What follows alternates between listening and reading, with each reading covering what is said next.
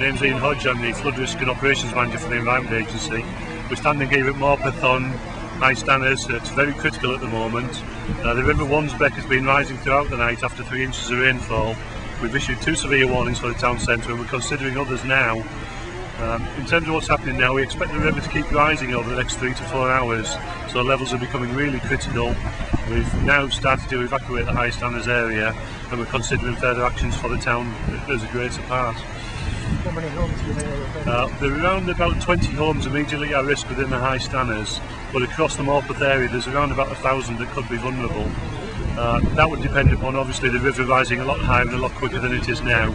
So we're monitoring the levels upstream very closely, and hopefully if the rainfall moves off towards the afternoon then there won't be anything like that number of properties, but it's very critical, so we all need to be very vigilant and be very careful not to put ourselves at risk.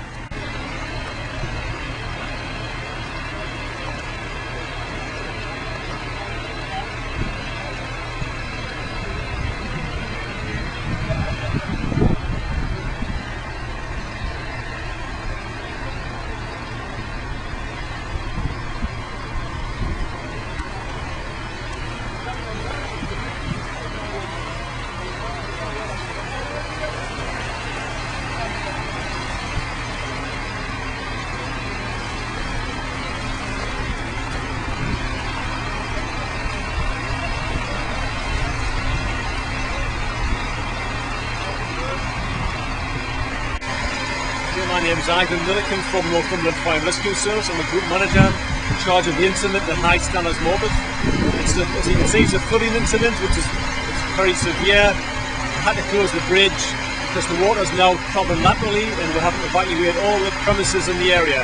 We've got about 45 hectares now involved in closing the bridge and evacuating the residents.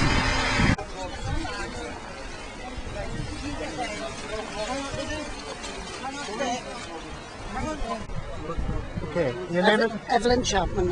Where do you live? 1 Chalna Gardens. And have you been flooded before? I haven't, but this place has been flooded before. I haven't been flooded. Yeah.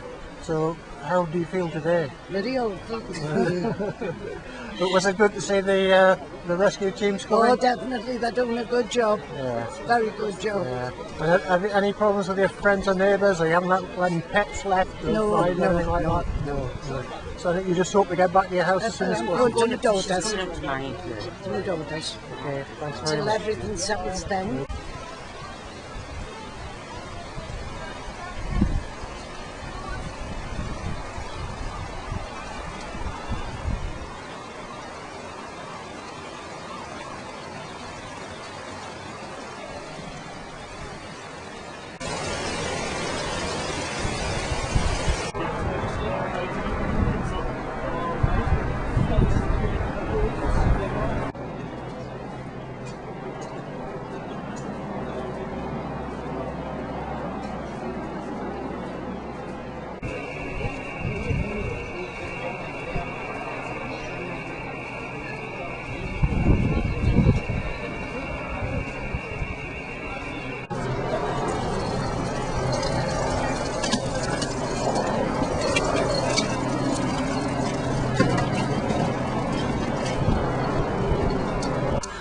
My name is Peter Kerr. I work for the Environment Agency where I'm the Programme Manager.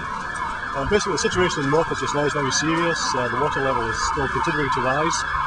We're seeing now flooding of the south end of the main street and we expect that to get worse over the next couple of hours. The police and the fire brigade are working with us to evacuate people. Obviously the safety of residents is the primary concern. Trying to get people to a place of safety at this stage. Obviously, all of the emergency services very stretched this afternoon, but we're coordinating and we're trying to really get people to safety. Do you have any idea how many houses have been evacuated? Well, we know that in Morpeth itself there's about 1,000 properties at risk of flooding, and at this stage I would estimate there must be at least 200 properties flooded, and we're evacuating as we go. It's difficult at this stage to say how many have been evacuated. You're not aware of anybody being hurt or anything like that? I'm not aware of that yet. I've only just come on site in the last hour or so, but obviously there's a big rescue operation underway, but very deep water, very fast moving water, so a very dangerous situation, and we just hope that people get into a place of safety as quickly as possible. Okay, my name is Martin Laidler. I'm Neighbourhood Services Manager for Castle Morpeth Borough Council. I'm also in charge of this rest centre, which has been set up today because of the flooding that has occurred in Morpeth. We've got about 100 people in the rest centre this evening. They're all people who've been made homeless this afternoon because of the flooding in the centre of Morpeth. The areas affected are the areas close to the river, so it's the old part of the town centre of Morpeth. We've been working closely with people such as the Red Cross, the police, the fire and rescue service, the ambulance service, the Coast Guards. We've had the use of a helicopter, which has been very, very helpful.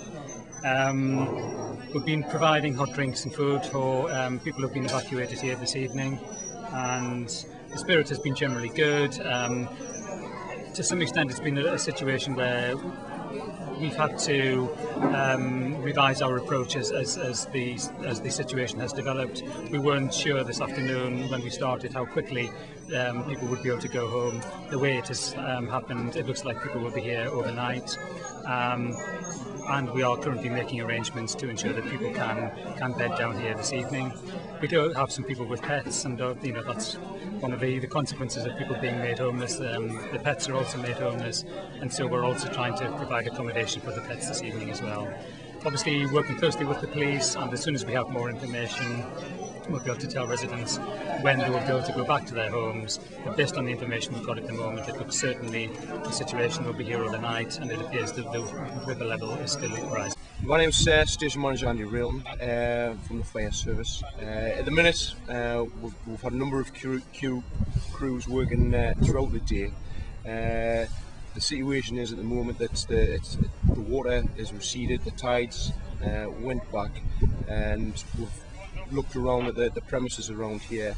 We've knocked on doors and we've spoken to a number of people, and they're quite happy to stay indoors at the moment. Obviously we're waiting on the weather forecast and seeing what's happening throughout the night, and we'll take our plans from there.